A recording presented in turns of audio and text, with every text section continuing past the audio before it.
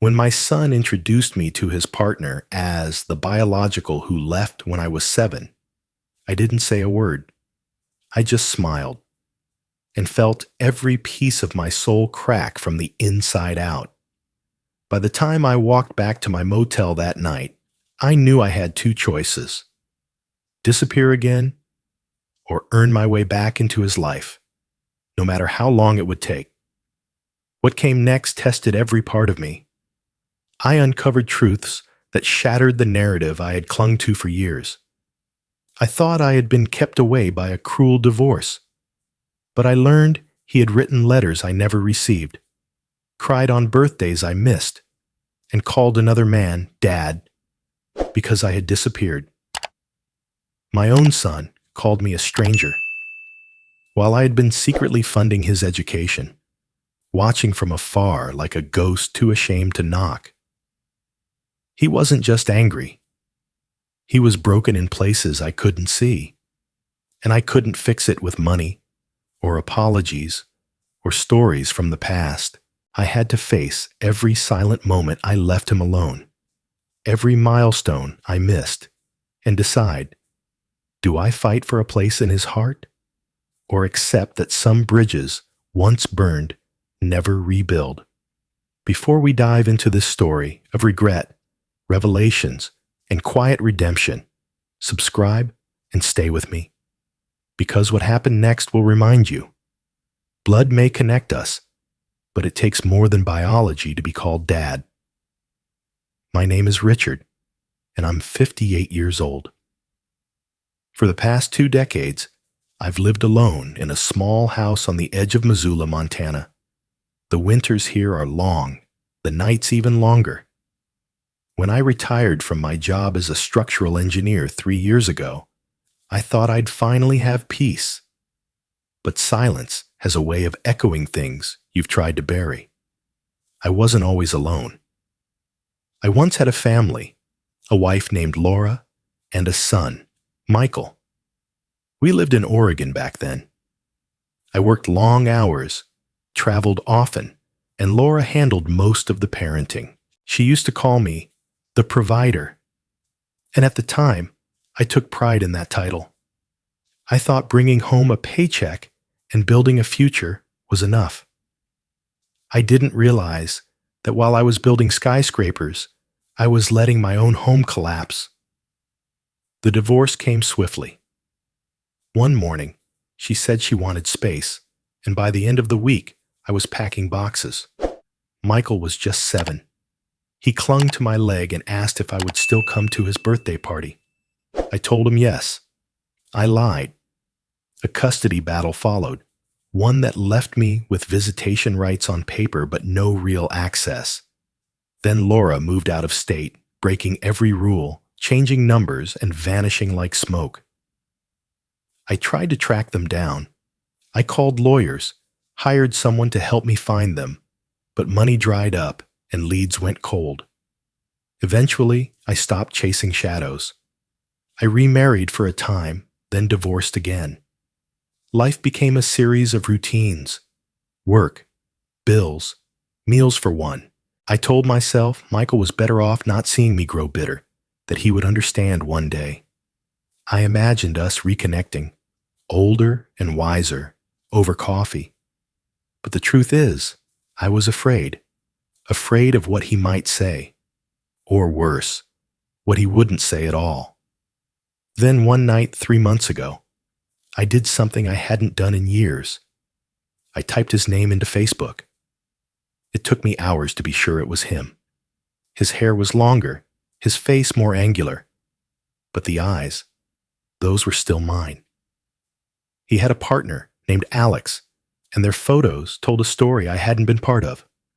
Road trips, holidays, smiles I hadn't earned. My son had grown into a man I didn't know, and I hadn't even been invited to witness it.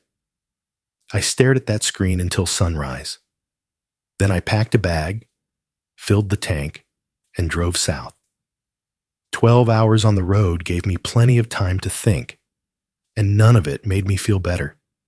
I didn't call ahead. I didn't send a message. I didn't even know what I would say when I got there. I just knew that I had spent too long on the sidelines of my own son's life, and I couldn't do it one more day. When I pulled up to the townhouse in Seattle, my hands were trembling. I checked the address 3 times before walking up the steps. I had rehearsed 100 openings. Hey, it's been a while. Or, you've grown. Or, I'm sorry.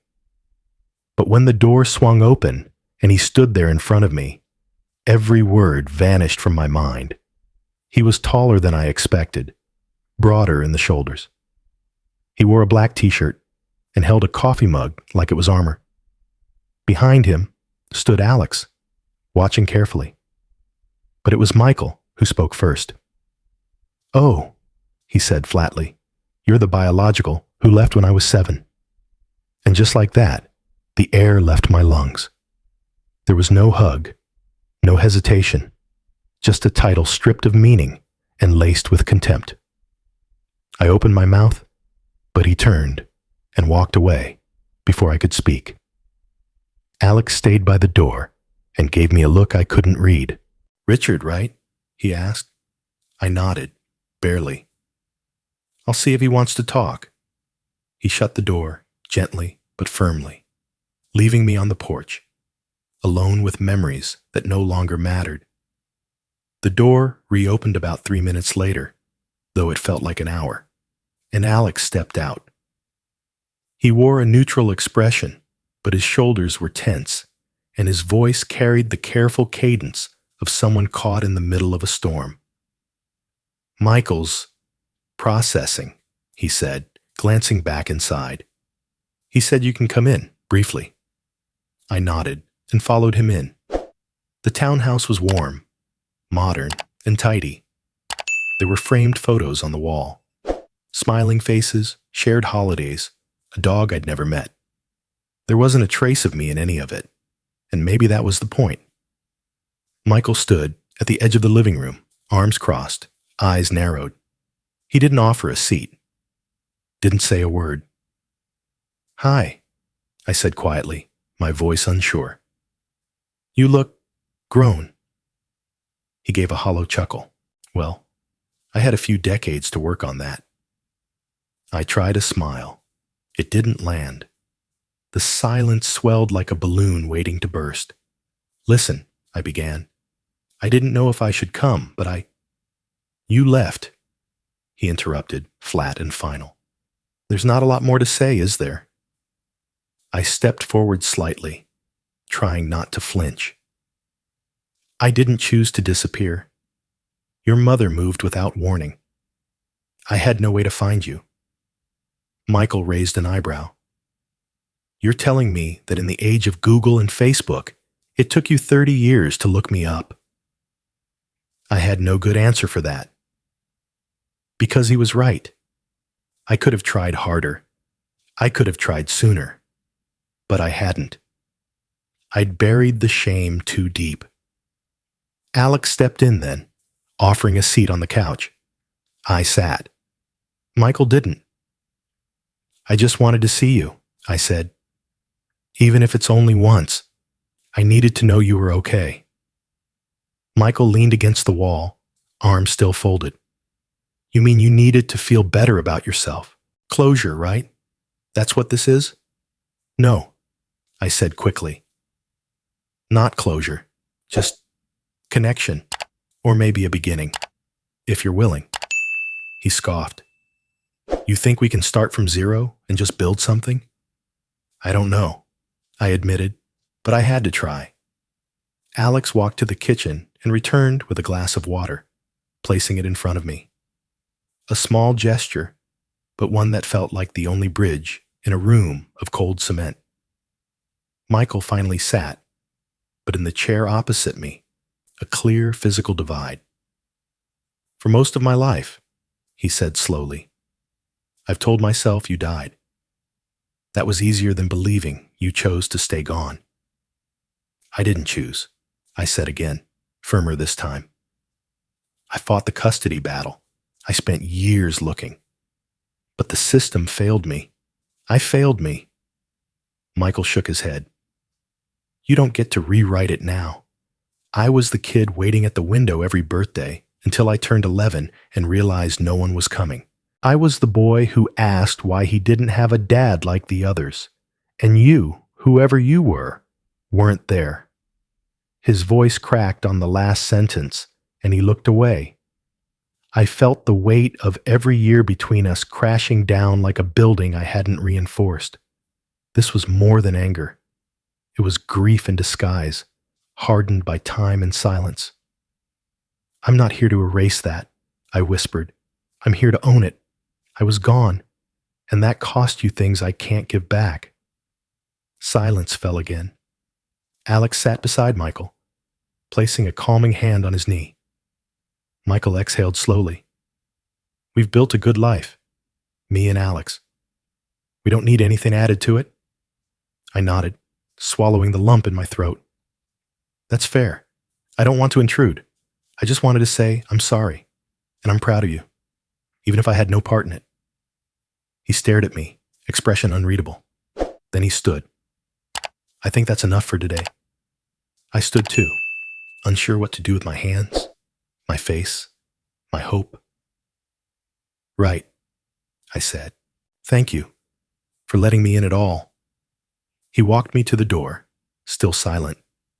As I stepped outside, I paused. "If you ever want to talk, I'm not going anywhere. Not this time." He didn't respond. The door clicked shut behind me, and I stood there in the late afternoon sun, wondering if that was the closest I'd ever come to touching my son again. I didn't sleep much that night. The motel bed creaked every time I shifted, and the silence outside my window felt heavier than usual, like it knew I had no right to peace. I kept hearing his voice, the flat tone, the deliberate distance. "You're the biological who left." A label without emotion, delivered like a court verdict. The next morning, I sat in my car for over an hour before gathering the nerve to knock again.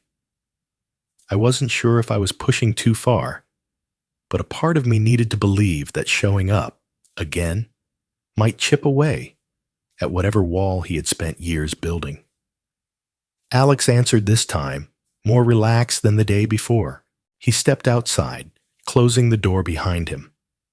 "He's not angry you came," he said, "but he's not ready to see you again either." I nodded, already expecting that. "Would it be all right if I left him a letter?" "I won't bother him again unless he wants me to." Alex considered that for a moment.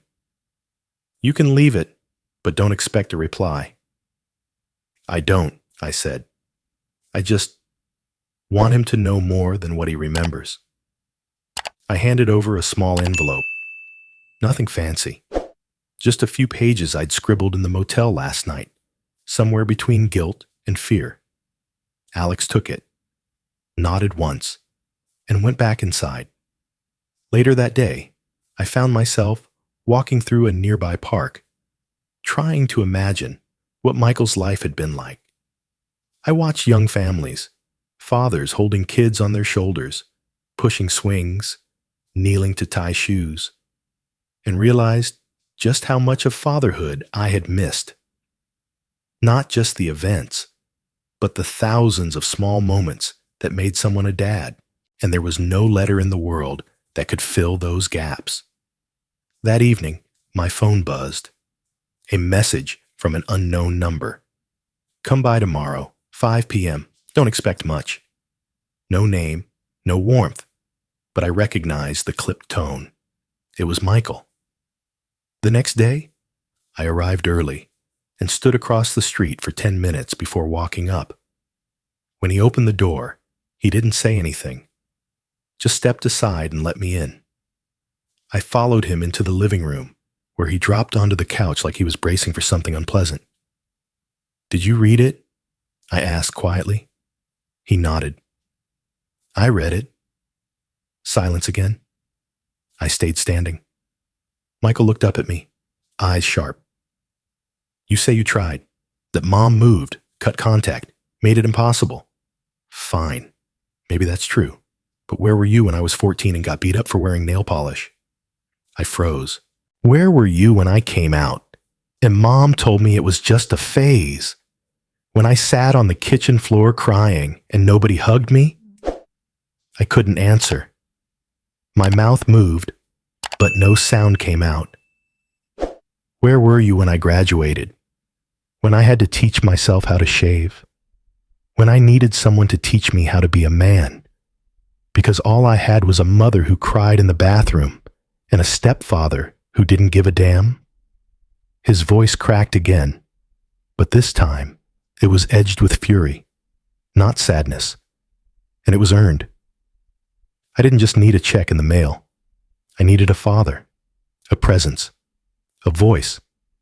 You don't get to show up now and rewrite what you missed. I'm not trying to rewrite anything, I said softly.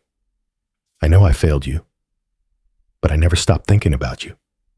I just didn't know how to fix it. He stood, and for a moment I thought he might yell. Instead, he walked to the kitchen, poured a glass of water, and returned. You can't fix it, he said.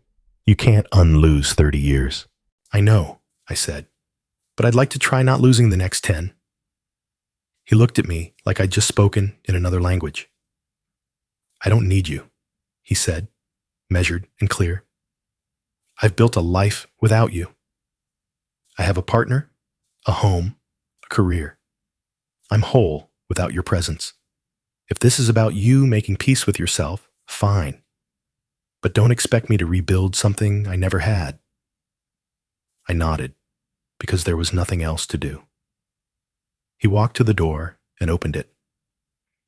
I'll let you know if that changes, he said. And then I was back outside again, the door clicking shut behind me, the air colder than it had been when I arrived. This wasn't just rejection. It was reality setting in. I wasn't part of his life. And maybe I never would be. I didn't hear from Michael for a week. Every morning, I woke up hoping for a text. Every evening, I debated whether to send one myself. I typed out messages a dozen times. Short, respectful notes like, thinking of you, or hope your day's going okay. But I deleted everyone before hitting send. I didn't want to push. I didn't want to become a burden. But more than anything, I didn't want to make it worse. Still, I stayed in Seattle. I booked more nights at the motel, ate at the same diner every day, and walked the same parks. I told myself I was giving him space. But the truth? I was afraid that if I left, he'd think I'd given up again. On the 8th day, I printed out a few old photos. Me holding him as a baby, a family trip to the coast, a blurry birthday cake with a crooked 5 candle. I put them in an envelope with a short note. Thought you might want these. No pressure. Dad. I walked up to the house and knocked, knowing it was a gamble. Alex answered, holding a spatula in one hand. Hey, he said, voice neutral but not cold. Just dropping something off, I said, handing him the envelope. No expectations. He looked at it and gave a small nod. I'll pass it along. I turned to leave, but he spoke again. He's not there yet, but he read your first letter, twice. That was the first bit of oxygen I'd had in days. 2 mornings later, I received a text. I looked at the photos. I don't remember that beach trip, probably too young. It wasn't a warm reply, but it wasn't silence either. I clung to it like a life raft. I responded, you were 4. We built a sandcastle. You cried when the tide took it. 5 minutes later. Figures. Story of my life. I wasn't sure if it was sarcasm or bitterness. Maybe both. But again, he replied. That weekend, I tried again. Would you be open to lunch? My treat. Anywhere you like? I stared at the screen as it showed read, then nothing. An hour passed, then 2. Finally, now's probably not the right time. That was it. No explanation, no opening for later. The next morning, I ran into Alex again. Literally. He was coming out of a coffee shop. I was going in, and our cups collided midair. God, I'm sorry, I said, grabbing napkins. No, my fault, he replied, helping clean up. Then he looked at me closely. You all right? I gave a weak smile. That obvious? He hesitated, then motioned to the bench outside. Got 5 minutes? We sat. The sun was low behind the buildings, casting long shadows across the street. I'm not trying to force anything, I said quickly. I just want him to know I'm here, that I care. He knows, Alex said. He just doesn't know what to do with that information. I nodded slowly. He spent years building a life that didn't include you, Alex continued. And now you're standing at the door of that life. He doesn't know whether to let you in or board up the windows. I understand, I said. He doesn't hate you, Alex added. But he's angry. And underneath that, he's scared. Because if he lets you in and you leave again, I won't, I said, a little too fast. I can't. Alex gave a small smile. That's the right answer. But he's heard promises before, from other people, and they didn't all keep them. I let the silence hang there a while. Thank you, I said finally, for being honest. Alex stood. He's lucky to have someone trying. Most people don't get that. He walked off, coffee in hand, leaving me on the bench with more clarity and even more uncertainty. Later that day, I wrote another letter. Not long, just a few lines. I won't keep knocking, but I'll be here. When you're ready, if you're ever ready, I'll be the old guy feeding ducks at Green Lake every morning at 8. You know where to find me. I didn't deliver it right away. I sat with it for hours, folded and refolded it, thought about whether it was too much or not enough.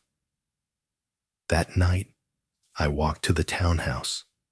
The lights were off. I slipped the envelope into the mailbox and turned back toward the motel. Maybe I had planted a seed. Maybe not. But at least I'd stop pretending this would be easy. It was nearly midnight when I passed by their house again. I wasn't stalking them.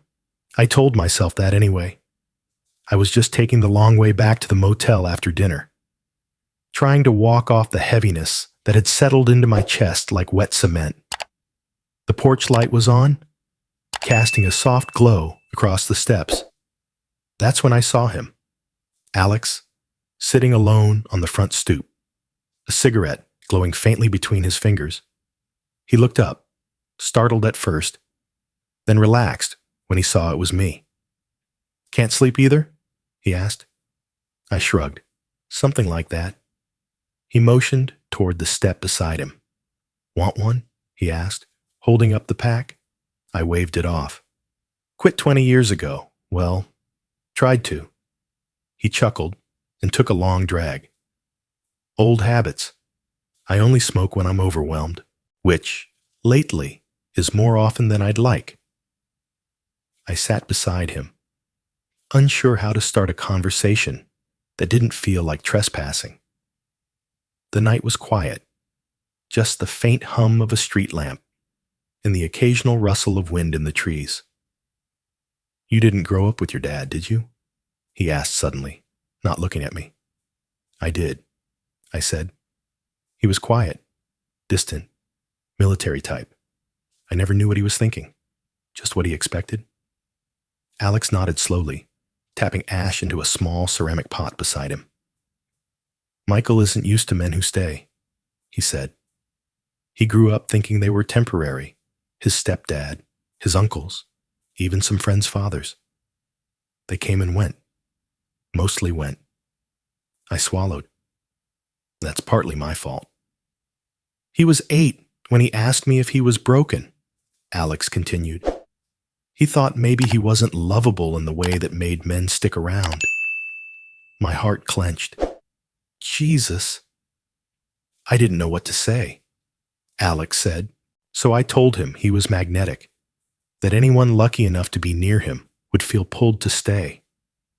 And then I made damn sure I did. I looked over at him. He's lucky to have you. Alex shrugged. I'm lucky to have him. But he wasn't always like this. Cold, I mean. He was the warmest person I knew once, always writing letters, telling stories, asking questions. I turned to him sharply. Letters? Alex nodded. To you. Mostly. Dozens over the years. He never mailed them. Just stuffed them in a shoebox in the back of the closet. I found them when we moved in together. He let me read a few. What did they say? I asked, voice low. Alex exhaled, the smoke trailing upward like a question he didn't want to answer. They were all over the place. Angry, sad, hopeful. He'd write about a good day and wish you were there, or scream at you on paper for ruining Christmas. Sometimes he'd just describe dreams. He used to dream that you came to his school and told the principal he was your son, that you were proud of him. I closed my eyes. He stopped writing them after college, Alex added, said he was done chasing ghosts. The silence stretched long again. You know, Alex said, he talks about you like a math equation, cold, rational. But it's not that simple. The things he doesn't say, those are louder. Like what? He won't admit he wants to know you. But he asks about you when he thinks I'm not paying attention. He reads your letters twice. He saved those photos you gave him. They're on his desk, under some papers. He pretends they're not there, but he can't throw them away. I felt something shift inside me, something fragile and terrifying. I'm not trying to push him, I said. I don't expect him to forgive me. I just want a chance to show him I care. Alex stubbed out the cigarette and looked at me. Really looked. I believe you, he said. He stood and stretched, then turned back toward the door. For what it's worth, he added, if he ever does open that door, I think you'll do right by him. And for the first time in a long while, I felt like someone saw me not just as the man who left, but maybe, just maybe, as the man trying to come back. 2 days later, Alex texted me. Dinner tomorrow night. Just the three of us, 7 p.m. I stared at the message for nearly a minute before replying. I'd be honored. Thank you. It was the first invitation I'd received since showing up in Seattle, and I treated it like a sacred event. I bought a new shirt. Nothing fancy, but clean and neat.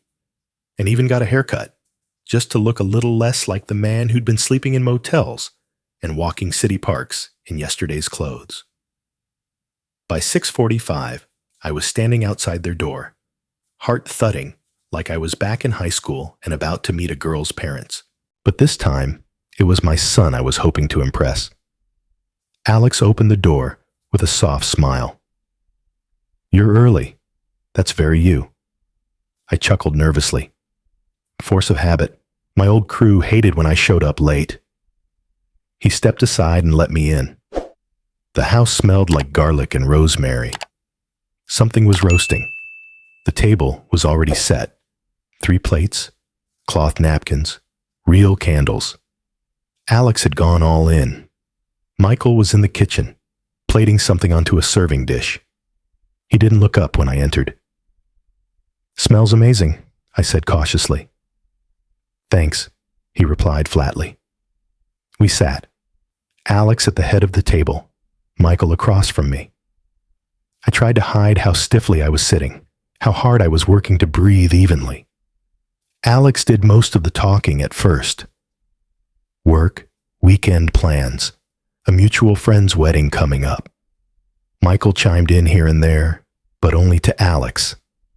Every time I tried to enter the conversation, the room seemed to chill a few degrees. At one point, I mentioned a memory from when Michael was 5. "You used to hate green beans," I said with a half smile. "You'd line them up on your plate like little soldiers and refuse to eat a single one." Michael didn't laugh. He didn't even smile. "Don't remember that," he said, cutting into his chicken. Alex gave me a gentle look, but said nothing. I tried again, softer this time. "Your mother used to say you'd only eat vegetables if she called them superhero fuel. You really believed it worked." Silence. Michael sipped his wine and turned to Alex. "Did you talk to Ellie about the Airbnb for the wedding?" Alex nodded. "She's checking options. Wants something with a hot tub." Michael laughed finally, but it wasn't shared with me. I was invisible again, just a ghost at the table. I picked at my food, appetite fading. The roasted chicken was perfect, the potatoes buttery and crisp, but every bite felt like chewing cardboard. Eventually, I set my fork down and folded my napkin. "This is really good," I said. "Thank you both for letting me join you." Alex glanced at me. "You're not done." "I'm not very hungry tonight," I replied. Michael finally looked at me directly. "Is this what you do when things get uncomfortable? Pack up and leave?" The words hit like a slap. "I'm not leaving," I said. "I'm just trying to respect the room." Michael pushed back his chair. "You came here unannounced. You keep showing up, handing out memories like souvenirs, trying to make up for 30 years over roast chicken." "That's not what I'm trying to do," I said. "Then what are you trying to do?" "I don't know," I snapped. "I'm trying to show up. That's what I didn't do before. And maybe I'm doing it all wrong now, but I'd rather be wrong here than absent again." The silence that followed was deafening. Alex stood and began clearing the plates. Michael remained seated, arms crossed, jaw tight. "I think we're done for tonight," he said. I nodded, rose from my chair, and walked to the door. Alex met me there, placing a hand gently on my arm. "Don't take tonight as failure," he said softly. "You showed up. That counts." I looked back once, just before stepping out. Michael hadn't moved. As I walked back to the motel, I felt the resolve in me start to crumble. This wasn't progress. It felt like more walls, more proof that maybe I was a chapter in his life he didn't want to reread. That night, I sat at the desk and began packing my bag. For the first time since arriving, I truly considered leaving. I didn't leave. I wanted to. God, I wanted to. But something kept me anchored. Maybe stubbornness, maybe guilt, maybe that small, stubborn flicker of hope that hadn't yet been extinguished. I stayed another night at the motel, then another. On the third day, I wrote a letter. Not typed, not emailed, just pen and paper, the old-fashioned way. My handwriting had gone shaky over the years, but it felt more honest that way. I didn't try to justify. I didn't try to explain. I simply apologized. I'm sorry for the years I missed, the birthdays I forgot, the games I wasn't there to cheer for. I'm sorry you had to grow up without someone to teach you how to shave, how to stand tall when the world felt cruel. I'm sorry that I let silence grow between us when it should have been filled with love. It took me an hour to fold the letter, 2 more to find the nerve to deliver it. I walked to the townhouse just before sunset. The sky was turning amber, the air soft with early spring. My hands were shaking as I knocked. Michael answered. He didn't look surprised to see me. I won't stay, I said. I just wanted to give you this. I held out the letter. He took it, stared at it in his hands for a moment. Then, without a word, he tore it in half, then into quarters, then again, until the pieces fluttered to the porch like snowflakes. Letters don't fix lost years, he said coldly. Handwritten regret doesn't raise children. I couldn't speak. My throat closed up. The pieces of my letter scattered at my feet like shards of a past I could never glue together. You think saying, "I'm sorry," is some kind of magic spell? He went on. Like if you find the right words, you can undo the silence, the absence, the fucking emptiness? I don't, I managed to say, voice trembling. I know I can't undo it. I just needed you to know that I see it, that I see you. He laughed once, short, bitter. You don't see me. You see a version of me that fits the guilt you've been carrying. That's not true. It is, he snapped. You see some innocent little boy who cried on his birthday and needs his daddy back. But that boy grew up. He learned how to bandage his own wounds, and now he's got someone who was there. Alex, not you. The name landed like a final gavel strike. I nodded slowly, eyes burning. I know he's been there for you, and I'm grateful. I really am. You don't get to be grateful, he said. You don't get to act like you're part of the story just because you showed up during the credits. That line hit harder than anything before. It wasn't just rejection, it was finality. I'm not asking to rewrite the story, I said, my voice barely above a whisper. I just thought maybe I could be in the epilogue. He stared at me, jaw tight, eyes glassy but dry. You need to go, he said. I nodded again. I didn't argue. I didn't plead. As I turned to walk down the steps, I heard the door close behind me. Not slammed, just closed, firm, final. I didn't cry until I got back to the motel. I sat on the edge of the bed and let it come. Quiet, ugly sobs that had waited years to surface. Sobs not just for the letter or the rejection, but for the boy I had missed, the man I had lost, and the father I had failed to be. Something had broken, and this time, I didn't know if it could be repaired.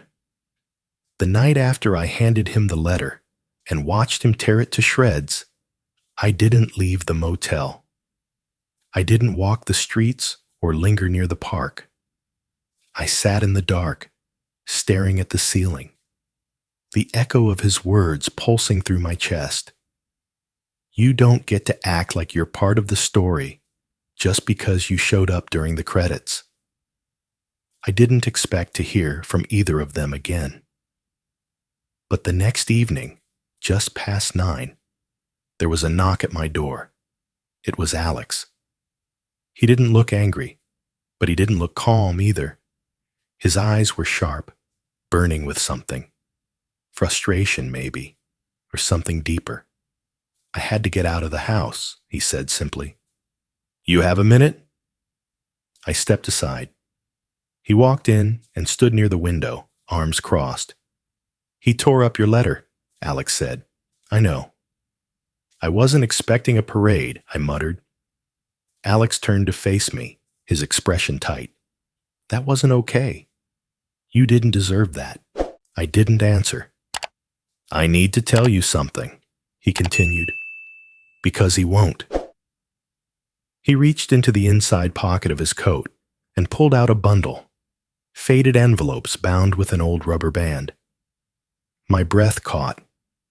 These are the letters, he said, the ones he wrote to you, from when he was a kid. He never sent them.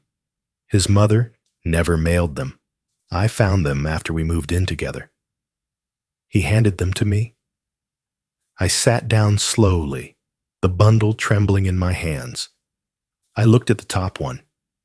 It was dated December 23rd, 1999. Michael would have been 10. Dear Dad, I know you don't write back, but maybe you're busy. I just wanted to say I got a B+ in science. Mrs. Carlton says I ask good questions. I wish you could see my project. It's about bridges. Maybe you'd like that. You used to build stuff, right? Anyway, Merry Christmas. I put your name on a gingerbread cookie. Mom says I shouldn't, but I did it anyway. Love, Michael. My throat tightened. I didn't realize I was crying until one of the tears dropped onto the envelope. There are dozens, Alex said. Some happy, some angry, all of them unanswered. Why didn't she send them? I asked, voice cracking. Alex shook his head.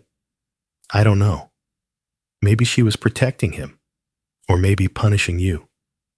I looked up. He still has them? He didn't know I brought them, Alex said. But I couldn't stand there tonight after what he did. I needed you to know. He wanted you. For years. I looked back down at the bundle. I thought he hated me from the start. No, Alex said. He waited for you. He used to put out an extra stocking every Christmas. When he was little, he believed you just knock on the door one day. He used to fall asleep with one hand on the windowsill, hoping. The image sliced through me like a blade.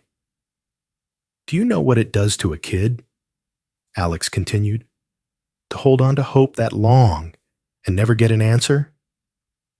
I nodded slowly. I do now.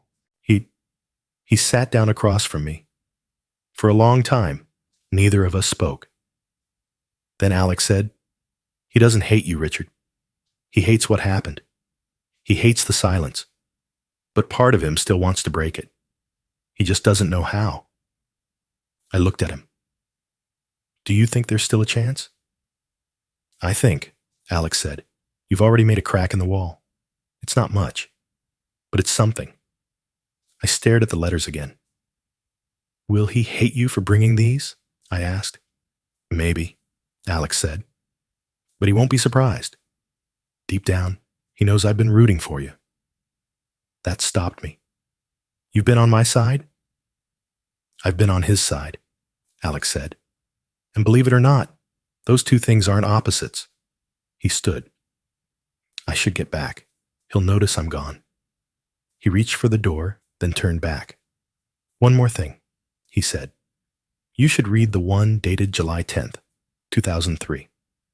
After he left, I found the envelope with that date. Dear Dad, today I cried, and I didn't know why. Alex says it's okay to cry even if I don't have a reason.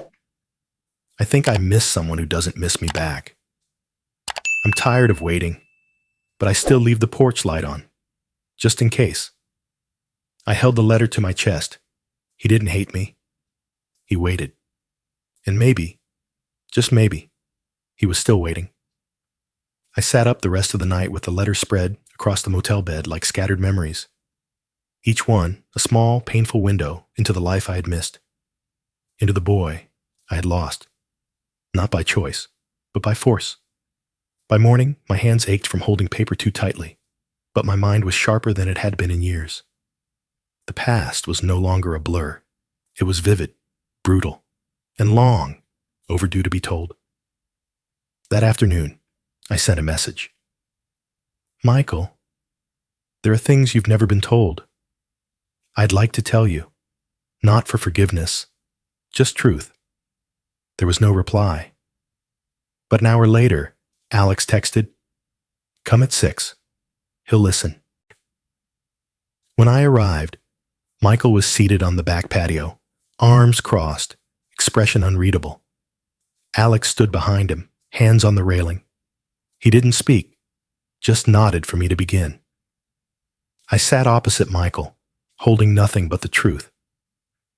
When your mother and I divorced, I began, we agreed I'd get you on weekends. That was the deal. But one morning, she was gone. The apartment was empty. No warning. No goodbye. Just gone. Michael didn't flinch. I called every number. Drove to her sister's. Went to her job. Nothing. She'd vanished. I filed a report, tried to get the court involved, but the judge said, without a confirmed address, his hands were tied. Why didn't you fight harder? Michael asked. I did, I said, trying to keep my voice steady. I hired a private investigator, paid more than I could afford. After 6 months, they found you both, in California. She had changed her name and yours. She claimed I was violent, unstable. He blinked, slowly. I had no proof to counter it. No money left to hire another lawyer. The court issued a temporary no-contact order while they investigated. By the time that expired, your mom had filed for full custody in a California court. I didn't even get notified in time to appear. Michael looked away. Alex stepped forward slightly, watching him. I tried again 2 years later, I continued, but by then you were 9, and her new husband had adopted you on paper. I didn't even know until I saw the record change. He said nothing. I started sending money, I added. Not through the court. She blocked everything official, but through prepaid cards, anonymous money orders, gift certificates. I knew she wouldn't accept it if it had my name. I just hoped it helped you. Michael's voice came low. Why not just show up? Why not knock anyway? I took a breath. Because I was told if I came near you, she'd file harassment charges, and by then, I was scared. Scared it would make your life harder, not better. He turned back to face me. So you just gave up? No, I said firmly. I let go of what the law would allow, but I never stopped being your father. The wind stirred the trees. The tension in the air felt as heavy as the truth I'd just laid bare. I read your letters last night, I said softly. Every one of them. I wish I could have answered them back then. I wish I could have shown you I never stopped looking. Michael's jaw shifted, but his face stayed hard. You still left, he said. I did, I admitted, but not the way you think. I didn't walk away from you. I was locked out. Silence again. Then, unexpectedly, Michael asked, Do you still have those money order receipts? The ones you sent? I nodded. Most of them. I kept everything, in case one day I'd need to prove I wasn't just a ghost.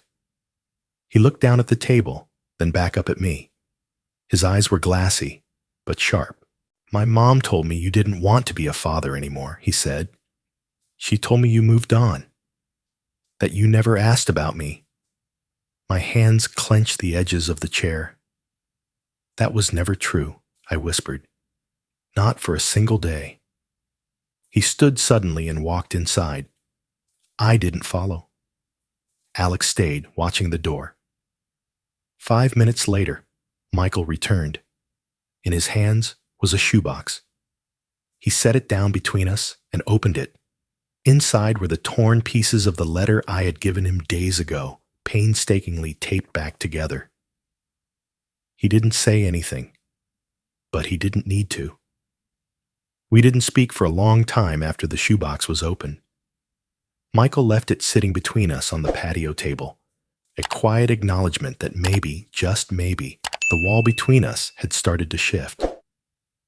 He didn't say he forgave me. He didn't need to. That gesture alone, those torn pieces carefully taped back together, was enough to make me feel like I could breathe again. The next afternoon, I asked if we could meet again. This time, he said yes, without hesitation. We sat inside this time, on the couch. No food, no distractions, just silence waiting to be filled with something more real. There's something else, I said. Something you don't know. A few things, actually. Michael leaned back, arms crossed, guarded but open. When you graduated high school, I found your name on a college acceptance list online. Small school in Portland. I remember thinking, that's close enough to matter. He didn't speak, just waited. I called the financial aid office pretending to be an alumnus, I said. I told them I wanted to create a small, anonymous scholarship for a student named Michael Hawthorne. They let me do it. Every semester for 4 years, I paid your tuition directly to the bursar. You never knew because it was listed under a foundation name I made up. Michael blinked slowly, processing. Why? He asked. Because you deserve the future, I said, and I couldn't be there in person, but I could help, even from far away. He shook his head slowly. I always thought it was a state grant, or something random I qualified for. It wasn't, I said. It was me, every dollar. I didn't want you to owe me anything. I just wanted to make sure you never had to choose between school and survival. Michael looked away, toward the window. I couldn't tell what he was feeling. Pride? Pain? Confusion? That's not all, I added. When you and Alex bought this place, your first apartment together, you used a broker named Tammy Rojas, right? His eyes narrowed. Yeah. How do you... She works for a realty firm I've used for years, I said. She told me about a young couple putting in an offer that was just short. Said the place was perfect for them. I asked if I could cover the difference anonymously. He stared at me. You paid for part of our down payment? Just the gap, I clarified. You still earned most of it. I didn't want to take that away. I just wanted to give you what I couldn't give you growing up. A stable start. Michael leaned forward, elbows on his knees, head in his hands. You're telling me, he said slowly, that for years you were helping me behind the curtain, paying for things, watching from afar, but never saying a word? I nodded. He laughed once, a soft, disbelieving sound. Why didn't you say anything? Because I was ashamed, I admitted. Because I thought if you ever found out, you'd think I was trying to buy forgiveness, or worse, that I was doing it for myself. Weren't you? He asked, looking up. I didn't flinch. No, I did it because I couldn't live with being completely absent. I did it because I still saw you as my son, even if you didn't see me as your father. He looked away again, lips pressed together.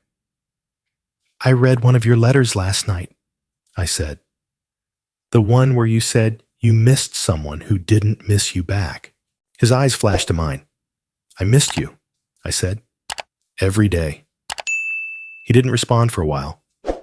Then, softly, he asked, Did you ever come to visit? Even just to see me from afar? I nodded. Once. Your high school graduation? I stood behind the fence at the football field. Watched you walk the stage. You looked so proud, so strong. He wiped his face with the sleeve of his shirt. I wish you had come closer, he said. I didn't think I had the right, I replied. We sat in silence again. But it was different this time. Less like a barrier, more like a pause before something new. Michael stood suddenly and walked to the kitchen. When he returned, he handed me a photo. One of him and Alex standing on this very porch the day they moved in. He placed it in my hands. I don't know what this means, he said, but I think it means something. It did. It meant everything. The invitation came the next morning. A text from Alex, short and simple. Dinner tonight. Just us. 7 p.m. No disclaimers, no warnings. No, don't expect much. Just a time, a plan, and, for the first time, no hesitation. I spent the afternoon walking the shoreline at Green Lake, watching the ducks, thinking about what I would say and what I should avoid. But when the time came, I didn't rehearse. I didn't need to anymore. At 6:59, I stood outside their door. Michael opened it this time. No one else. He didn't smile, but he didn't look away either. He just nodded and stepped aside to let me in. The house smelled like rosemary again. Same candlelight. But something was different. Lighter. The air wasn't tight with unsaid words. It felt like maybe, finally, we were both ready to speak and to listen. Alex was in the kitchen, plating something, humming faintly to himself. He glanced over, gave me a quick nod, and said, "Take a seat." Michael was already at the table. He waited until I sat across from him before he reached for the serving spoon. Dinner was lamb chops, roasted vegetables, and warm bread. The same kind of meal you'd make for someone you respected, or maybe even someone you wanted to know again. We ate mostly in silence at first, but not the same kind of silence we'd shared before. This wasn't avoidance. It was space, room to breathe. Halfway through the meal, Michael cleared his throat. "Can I ask you something?" he said, not looking up. "Of course," I said. He set his fork down. "When you left," he began, voice low, "when Mom took me, did you really think about me? Not just the guilt. I mean, me, the person." I swallowed hard. "Every day," I said. His eyes met mine. "You thought about me. Not the idea of me. Not the regret. Me." I nodded. "Yes." Not a day went by that I didn't picture your face. I imagined your voice changing, your height growing, your laugh evolving. I wondered if you liked dogs, if you played sports, if you had a favorite book. He looked down. "I used to imagine what your room looked like," I continued. "I'd see you sitting at a desk, doing homework, and I'd wonder what you were struggling with. I used to hope, pray even, that you had someone to talk to when you were scared, because I knew it wasn't me." Alex sat down beside Michael, gently placing his hand over his. "I wasn't absent because I didn't care," I said. "I was absent because I didn't know how to fight a system that erased me. But in here," I touched my chest, "I never stopped being your father." Michael blinked quickly. His jaw clenched, then relaxed. He opened his mouth, closed it again, then finally said, "I used to draw pictures of you. When I was a kid, I made up stories about what you were doing. I told myself you were a spy, or a pilot, or maybe a doctor helping people far away." I smiled. "That sounds like a better version of me." "No," he said, softer now. "It was the version I needed you to be, because the alternative was that you just didn't care." The table fell quiet again. Alex gave Michael's hand a light squeeze and then stood, excusing himself to the kitchen. "I didn't come here expecting anything," I said. "Not forgiveness. Not a place in your life. I just wanted to stop being the ghost in your story. I wanted you to know I was real, and that I never stopped being yours, even when I wasn't there." Michael stared at his plate for a long moment. Then quietly he said, "I used to wish, every Christmas, that you'd show up. I told myself if you came, I'd never ask why you left. I'd just hug you and let it go." His voice cracked on the last word. "I'm sorry I didn't come sooner," I whispered. He looked up again, and this time his eyes weren't guarded. "I'm not ready to call you Dad," he said, "but I'm not ready to say goodbye either." I nodded slowly. That was enough. Alex returned with dessert. Simple bowls of vanilla ice cream with crushed almonds on top. We ate in silence, but this time the quiet felt warm, like the hush of a fire crackling in the next room. Before I left that night, Michael walked me to the door. He didn't say anything as I stepped out, but as I reached the bottom step, He called after me. "Richard." I turned. "Same time next week?" My voice caught in my throat. I just nodded. And for the first time in decades, I walked away from my son's house not as a stranger, but as someone with an invitation to return. I left Seattle exactly 1 week after that second dinner. Michael didn't hug me goodbye. He didn't say he'd miss me. But he walked me to the car, stood silently as I packed my bag into the trunk, and offered a single word as I reached for the driver's door. "Safe?" I nodded. "I'll text when I get in." He gave a tight nod and stepped back, hands in his pockets. The drive home to Montana was quieter than usual. The highways felt longer, the fields emptier. It wasn't sadness exactly. It was something softer. Like sitting inside the silence after a storm and realizing the world was still standing. Changed, yes, but intact. When I got home, I did what I always did. Unpacked, fed the dog, watered the one plant that refused to die on my windowsill. The house looked the same brown recliner, same stained carpet, same stack of mail. But everything inside it felt different now. That night, I sat in my recliner, holding my phone. I debated sending a message. "Thanks again for dinner. Let me know if I can visit sometime." But I stopped myself. He had said, "Same time next week," but I knew not to take that literally. I didn't want to rush him. I didn't want to be the one chasing. So I waited. 1 day passed, then 2. By the 4th day, I started telling myself stories. Maybe I'd pushed too hard. Maybe he regretted opening up. Maybe he and Alex had fought about me. Maybe I should have just left the past where it belonged. On the 7th night, just after I washed the dinner plate and set it back in the cabinet, my phone buzzed. A single text. "If you're free tomorrow, come for dinner. 7 p.m. No Richard. No hey. No smiley face. But one word stopped me cold. Dad. I sat down. My knees actually gave out a little, and I had to brace myself on the counter. I read the message again, then again. I didn't respond right away, not because I didn't know what to say, but because my eyes blurred too fast to type.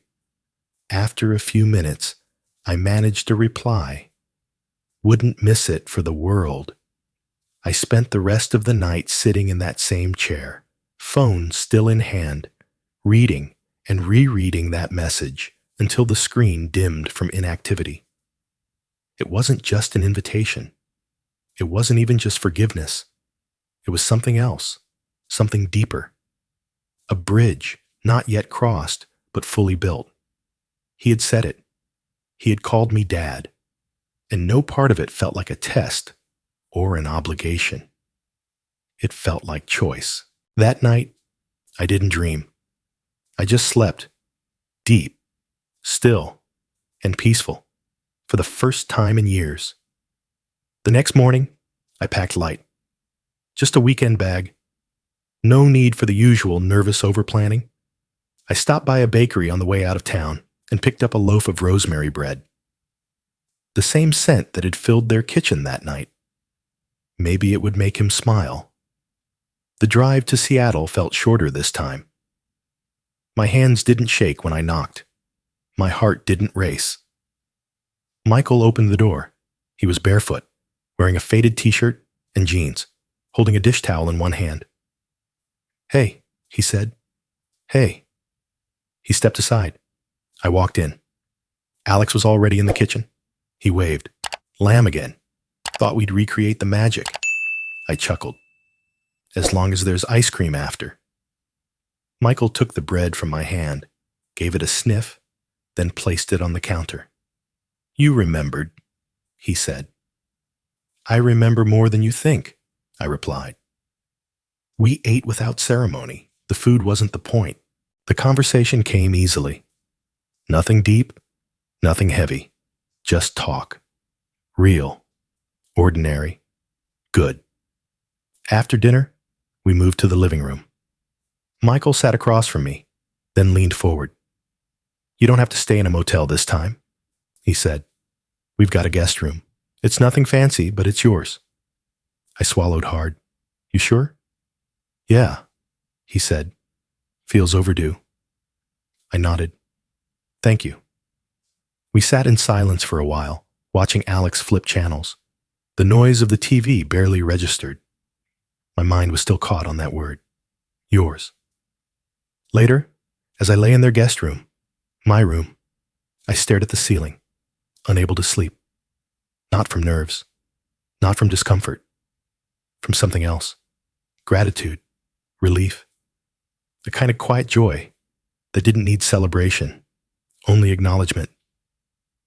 And as I closed my eyes, a single tear slipped down the side of my face, silent, soft, and unforced. Not sadness, just weight, finally lifting. It had been 3 weeks since I first returned to Seattle, and dinners had become routine. Thursday nights at 7. No formal invitation, no hesitation. Just an unspoken understanding that I'd be there, and they'd have a place for me at the table. The food varied. Sometimes Alex cooked. Sometimes Michael ordered pizza. Once I even brought takeout from an old Korean place I'd discovered down the street. We didn't talk about the past anymore. Not because it was off limits, but because it didn't hang over us like it used to. The air had changed. Lighter, easier. Then came the night that changed everything. I arrived, as always, a few minutes early. Alex answered the door with a smile and a strange glint in his eye. "Don't take your shoes off yet," he said. "We're going somewhere." "Where?" "You'll see." He led me out back, through the narrow side yard, and into the small guest house behind the main house, something I hadn't even realized was there. Inside was a small table set for 4. 4. I turned to him, confused. Before he could answer, the sliding door opened, and Michael stepped in, holding the hand of a child. A little girl. She looked up at me with wide, curious eyes. "Hi," she said shyly. I crouched down, knees trembling slightly. "Hi there," I replied. "What's your name?" "Lena," she whispered. Michael came to stand beside her. "She's 5, he said. "Alex's niece, but we've had her for a while now. Her mom, Alex's sister, she's been in rehab." I nodded slowly, watching the way Lena clung to Michael's hand. There was trust there. Safety. Love. "I wasn't sure when or how to introduce you," Michael said. "But," she asked if I had a dad. I looked at him, heart pounding. "And I told her I do," he said. He didn't flinch. He didn't look away. "I told her he's here." I couldn't speak. I just nodded, blinking hard. We sat down for dinner. Mac and cheese, baked chicken, and a salad no one really touched.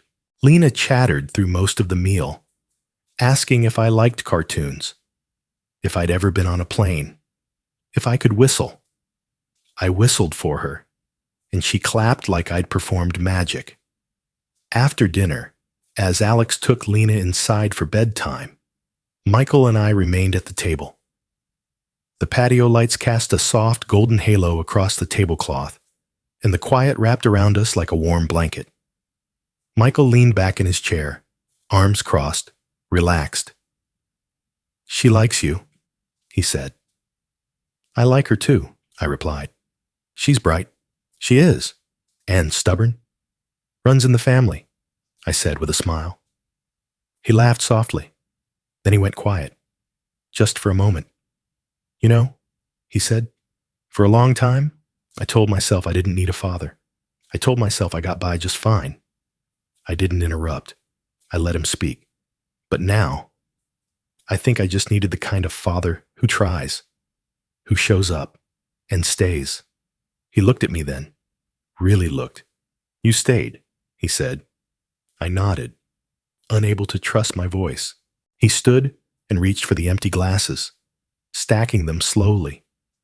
"Good night, Dad," he said, casually, like he'd said it 1,000 times before. But it was the first time in 30 years. I didn't cry, not right away. But when I got back to the motel that night, I sat in the car for a long time, staring at the dashboard, and I whispered it to myself. He called me Dad. And in that quiet, I let the words settle into my bones, not as a title I had lost, but as one I had earned again. The letter he had torn up never left me. I remembered every word I wrote, every line I had hesitated over, every apology I had tried to fit into the margins of that page. When he shredded it in front of me, I thought I had lost something permanent, a final chance at saying what I couldn't express aloud. But I was wrong. That letter hadn't been for him. Not really. It had been for me. So a week after he called me Dad for the first time, I sat down and wrote it again. Same yellow legal pad, same blue ink, same slow, deliberate hand. Dear Michael, I used to think I lost you the day your mother took you away. But I see now I lost you long before that, when I let distance grow where connection should have been. I let silence become a substitute for presence. And for that, I'll always be sorry. But I never stopped loving you. Not for a single day. I missed your birthdays, your first heartbreak, your first car, your graduation, your laugh when it changed from boy to man. I missed all the little things that make a father, but I never stopped being one. Not in my heart. You don't owe me forgiveness. You don't owe me anything. And still, you gave me more than I deserved. You gave me a seat at your table. You gave me a name again. I didn't sign it. I didn't fold it with trembling hands and place it in an envelope to deliver. I placed it in the drawer beside my bed. Not hidden, not sealed. Just resting there. Mine alone to keep. Because this time, I didn't need him to read it. He had already lived the version that mattered. That weekend, I walked with him and Lena through the Sunday farmer's market. She tugged at my hand and demanded I carry her for half the stalls. He didn't protest. He just smiled and let her ride my shoulders like she had always belonged there. People passed us by, unaware of the years between us, unaware of the lost time, the repaired bridges, the stitched-together silences. We must have looked like any other family. Maybe that's because we were. Not perfect, not simple, but real. On the way home, Michael said, "She's getting attached to you." I smiled. "I'm getting attached to her too." He glanced over at me, then looked back at the road. "She called you Grandpa yesterday." I didn't know what to say, so I said nothing. Some things are too big for words. Back home in Montana, the house didn't feel quite so hollow anymore. I'd left the door open, metaphorically and literally. There was always a bag packed in the closet, always enough food for a guest, always room for a visit. Because this wasn't the end of the story. It was the beginning of something earned, not by blood, not by name, but by showing up, by staying, by trying, even when it seemed too late. And now, every time my phone buzzes and I see his name, Michael, Dad, I remember what it felt like to be erased, and what it feels like to be written back in. Maybe not on the first page, but written in all the same. And that's enough. More than enough. As I placed the letter back into the drawer that night and turned off the light, I whispered to myself the truth I'd waited a lifetime to believe. Family isn't about blood. It's about choice. And today, he chose me.